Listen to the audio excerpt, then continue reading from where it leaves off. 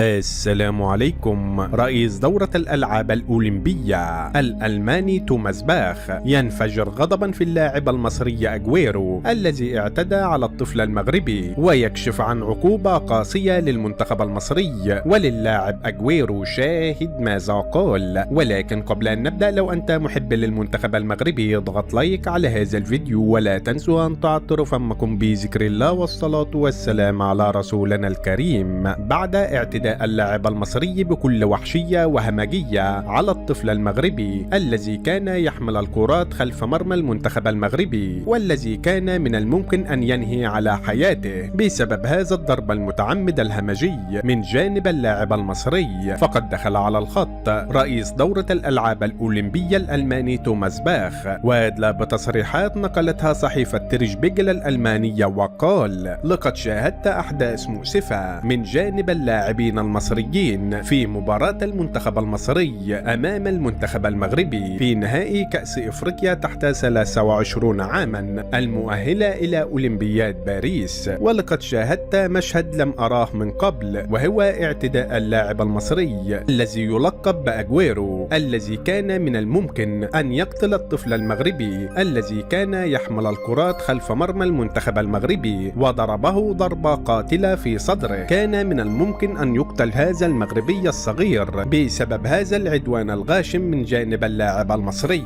وأنا كرئيس للجنة الأولمبية الدولية أعترض وبكل شدة على حضور هذا اللاعب المتهور إلى أولمبياد باريس، فهو غير مرحب به إطلاقا في دورة الألعاب الأولمبية بباريس، وسوف نرسل خطابا رسميا للفيفا بمنع حضور هذا اللاعب. وهناك أيضا بعض اللاعبين المصريين سوف تعاقبهم اللجنة الأولمبية عقابا شديدا بسبب تجاوزهم ضد الجماهير المغربية، وسوف نكشف لاحقا عن هذه العقوبات. وفي النهاية عزيزي المشاهد، ما رأيك في رد فعل رئيس اللجنة الأولمبية ضد هذا اللاعب المصري المتهور؟ شاركونا بآرائكم في خانة التعليقات، ولا تنسوا الإعجاب بهذا الفيديو والاشتراك في القناة ليصلكم جديدنا.